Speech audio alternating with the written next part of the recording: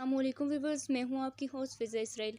आज मैं आपको बताऊंगी एंडोक्राइन ग्लैंड्स के बारे में कि केमिकल कोऑर्डिनेशन में जो एनिमल्स में जो केमिकल कोऑर्डिनेशन होती है उसमें एंडोक्राइन ग्लैंड्स का क्या रोल होता है और एंडोक्राइन ग्लैंड्स की और जो ग्लैंड्स होते हैं ना उनकी कितनी टाइप्स हैं। एंडोक्राइन ग्लैंड्स और एक्सोक्राइन ग्लैंड्स में डिफरेंस देखेंगे, हार्मोन्स देखेंगे, फिर हम एंडोक्राइन ग्लैंड्स मेमल्स में देखेंगे, हाइपोथैलेमस देखेंगे और पिट्यूटरी ग्लैंड देखेंगे।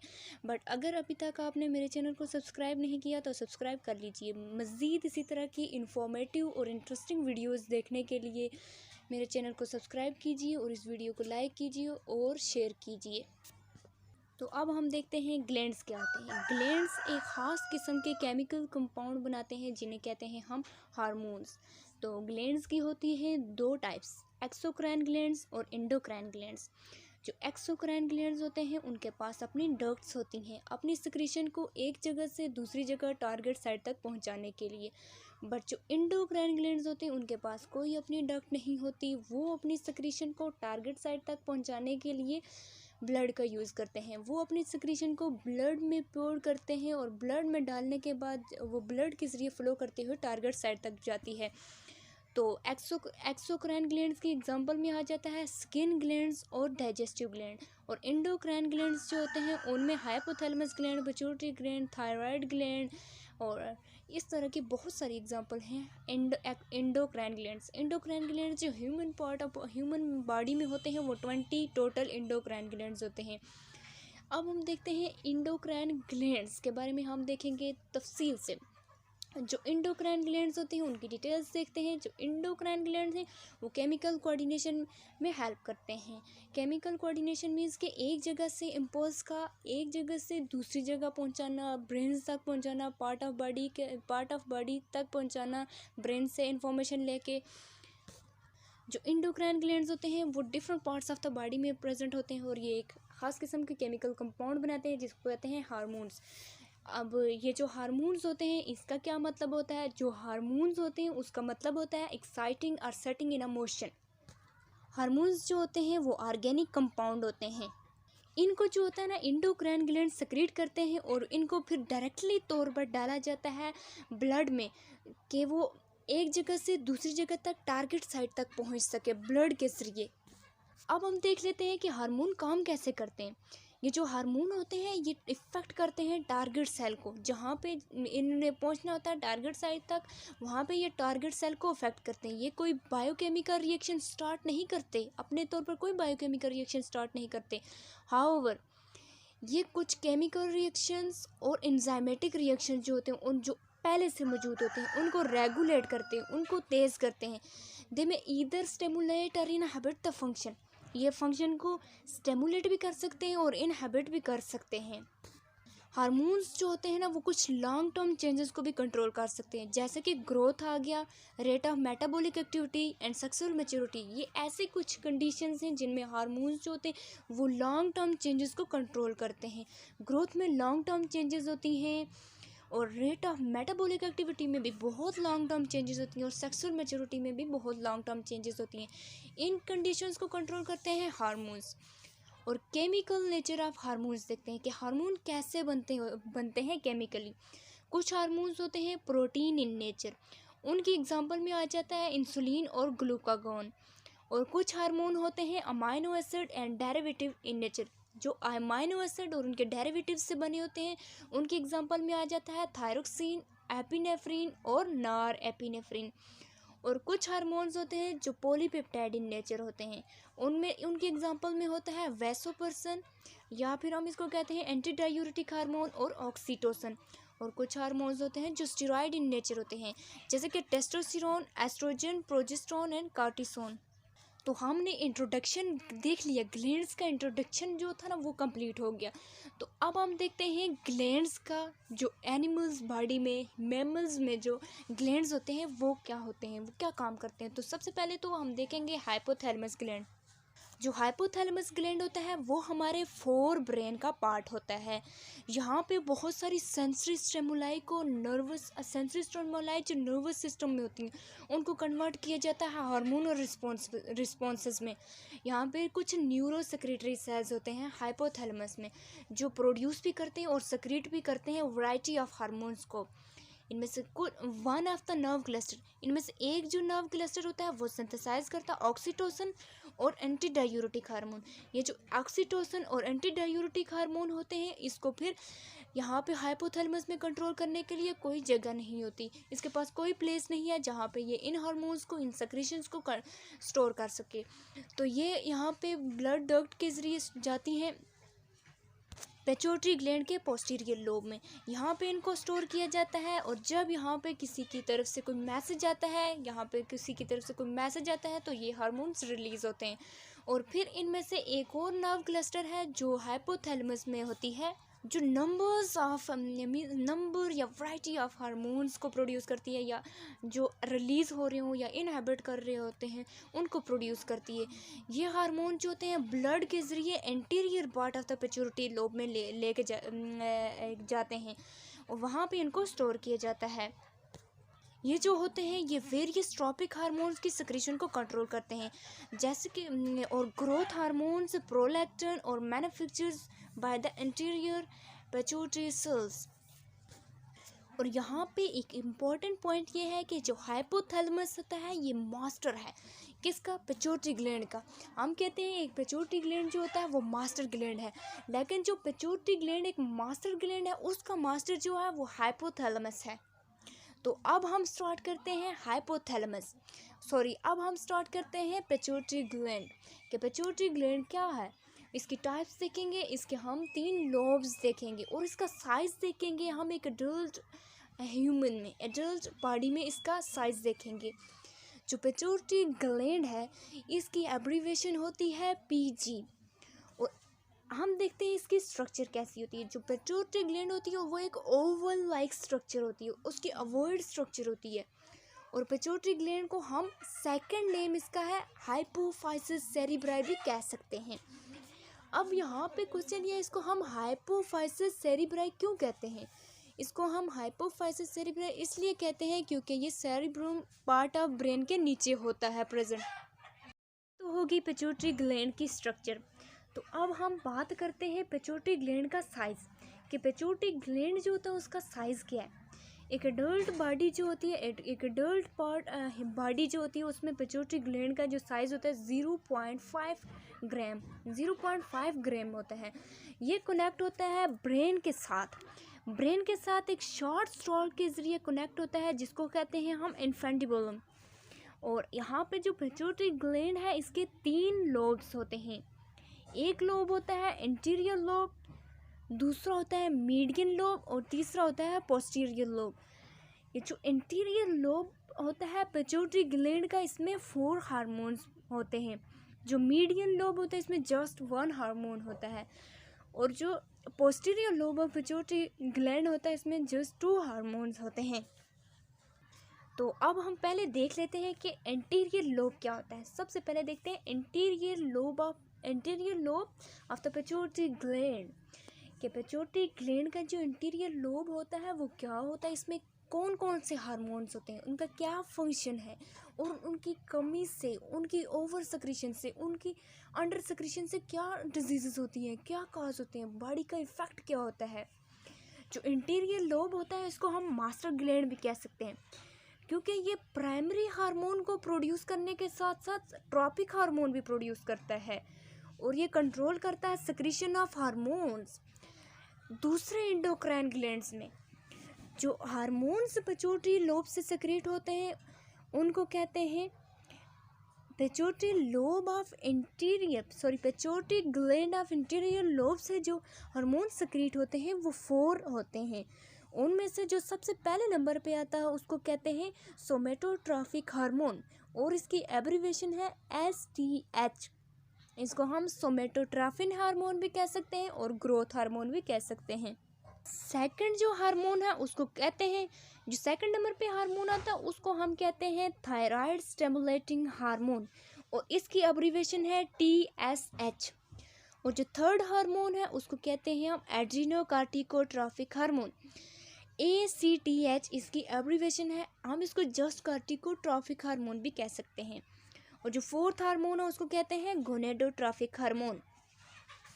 तो सबसे पहले तो देखते हैं हम सोमेटोट्रॉपिक हार्मोन क्या है और सोमेटोट्रॉपिन हार्मोन क्या है, और इसका दूसरा नाम है ग्रोथ हार्मोन्स। इसको हम सोमेटोट्रॉपिन हार्मोन भी कह सकते हैं और इसकी एब्रीविएशन है STH। ये क्या होता है, इसका जो रिलीजिंग फैक्टर रहता है ना, वो सोमेटोट्रॉपिन रिलीजिंग फैक्टर SRF जो होता है वो हाइपोथैलेमस से सक्रीट होता है।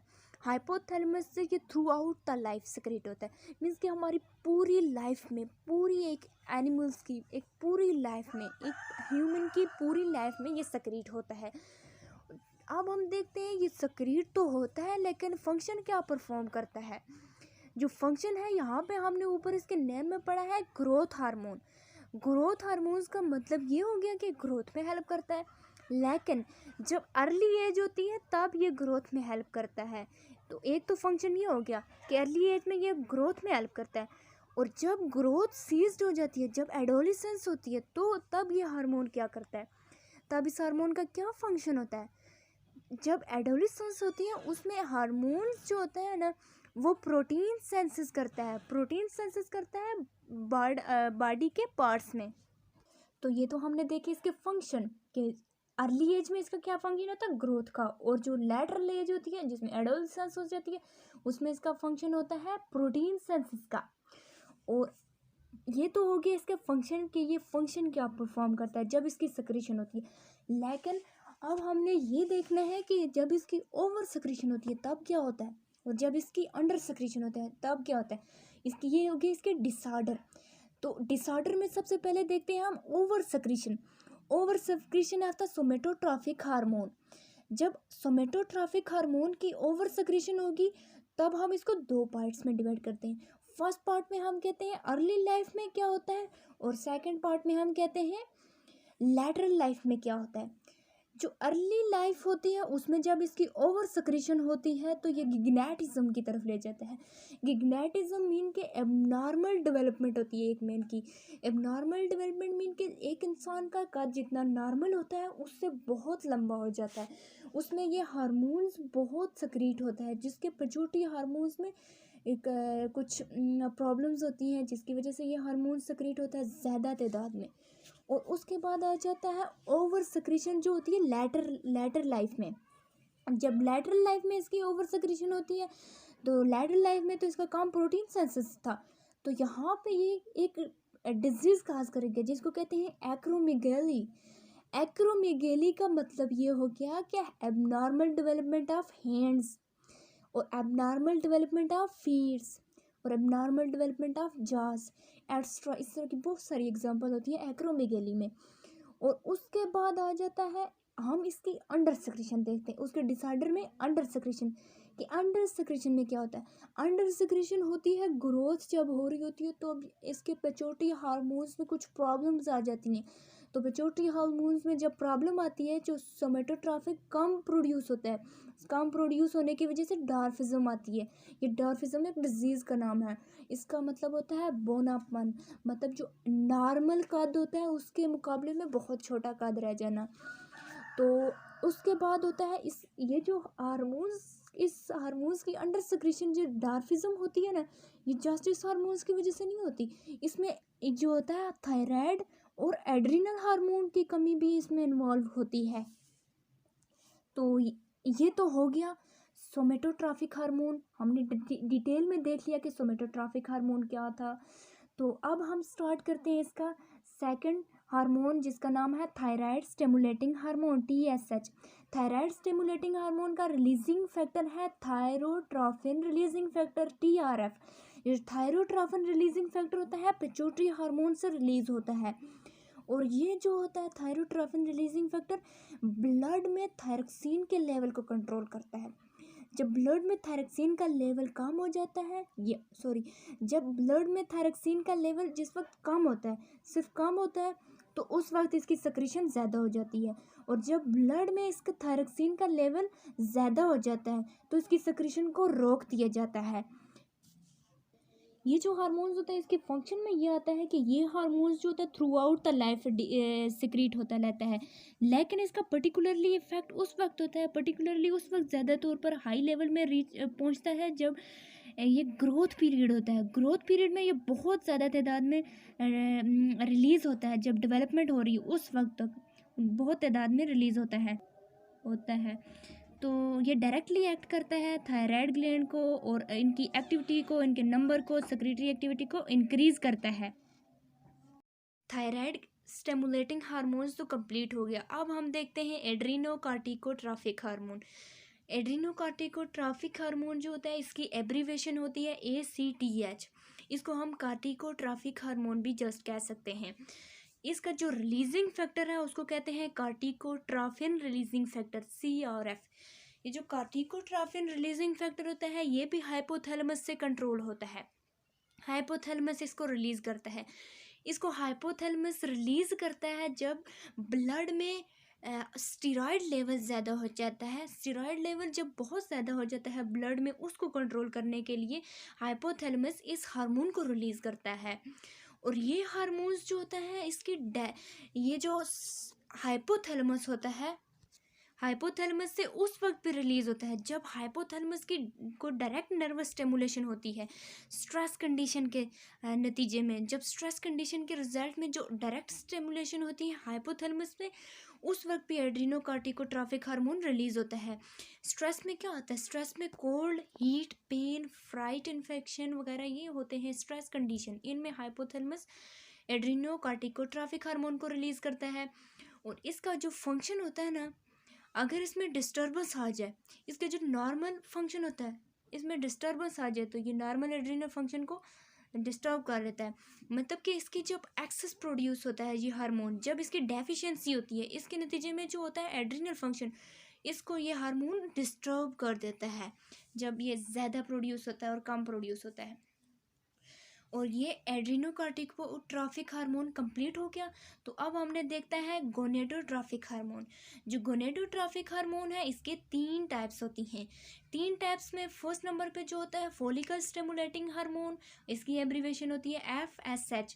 सेकंड जो होता है ल्यूटिनाइजिंग हार्मोन LH, इसको हम इंटरस्टिशियल सेल स्टिमुलेटिंग हार्मोन भी कह सकते हैं ICSH, जो मेल में होता है।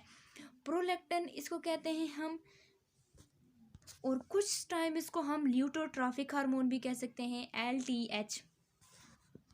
जो फॉलिकल स्टिमुलेटिंग हार्मोन और ल्यूटिनाइजिंग हार्मोन जो होता है जिसको ICSH भी कह सकते हैं, मीन्स के इंटरस्टिशियल सेल स्टिमुलेटिंग हार्मोन, ये जो होता है ना एक कॉमन रिलीजिंग फैक्टर को शेयर करते हैं हाइपोथैलेमस से, जिसको कहते हैं गोनेडोट्रॉफिक रिलीजिंग फैक्टर GnRF। इसको शेयर करते हैं, एक ही इनका रिलीजिंग फैक्टर होता है।